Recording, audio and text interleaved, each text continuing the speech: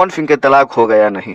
Bhojpuri industry के superstar Pawan Singh और उनकी पत्नी ज्योति सिंह की तलाक के प्रकरण कोर्ट के नजर में बहुत दिन से चल रहा है। लगभग साल 1.5 साल से चल रहा है कोर्ट के प्रकरण में तलाक की मामला। लेकिन पवन सिंह के तलाक होगा या नहीं, अभी तक आकर इस पर संवेदना लोगों की रहती है। इतना बड़ा सुपरस्टार जिनके पास हर चीज है, उनको क्यों पत्नी तलाक दे रही हैं, ये जानने के लिए हमारे चैनल को सब्सक्राइब कर दीजिए। हम आपको बता दें कि ये कोर्ट के बाद ये मामला महिला सुधार मंच के बीना मालवीय जी के बीच चल गया है और अब बीना मालवीय जी इस पर ठोस कदम उठाई है और कदम उठाते हुए उन्होंने मुंबई पवन सिंह के आवास पर पहुंच चुकी हैं, जो कि आप लोग देख रहे हैं। स्क्रीन पर तस्वीर चल रहा है अभी कि बीना मालवीय जी पवन सिंह के साथ नजर आ रही हैं।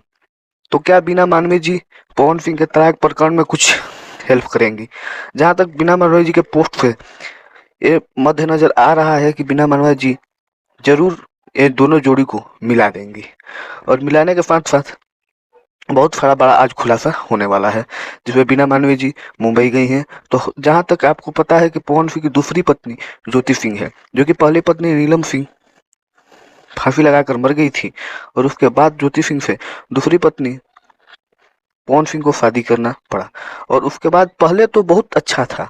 पवन सिंह ने बातचीत में बताया कि जब शादी हुआ था तो हर मामला अच्छा था और कोई ये नहीं चाहता है कि अपनी बीवी को, अपनी जीवन साथी को दूर करे। किसका दिल नहीं करता है कि मेरा घर बसे? भोजपुरी क्या, हिंदुस्तान के हर एक बच्चा, हर एक लोग चाहते हैं कि पवन सिंह का घर बसे, पवन सिंह का बच्चा हो, और खुद पवन सिंह की माँ भी चाहती है। लेकिन ये सही सपना पूरा करने में नाकाम रहे पवन सिंह। हाल ही में बर्थडे के दिन में माँ के साथ उन्होंने बात भी कहा कि माई जोनते चाहता रे तो अभी तक ना भइल। तो ऐसा ऐसा छोटी छोटी बात है जिससे पवन सिंह दुखी रहते हैं।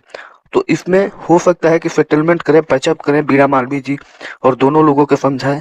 और बीना मालवीय जी अपने फेसबुक पर पोस्ट की है कि दोनों पहलू समझने के लिए हम मुंबई आ चुके हैं। तो बस आप लोग इंतजार कीजिए कि बीना मालवीय जी और महिला मंच से क्या हो रहा है, क्या दोनों लोग साथ रहेंगे या नहीं रहेंगे, इसका भी खुलासा आज हो जाएगा। जय भोजपुरी, जय भोजपुरिया समाज।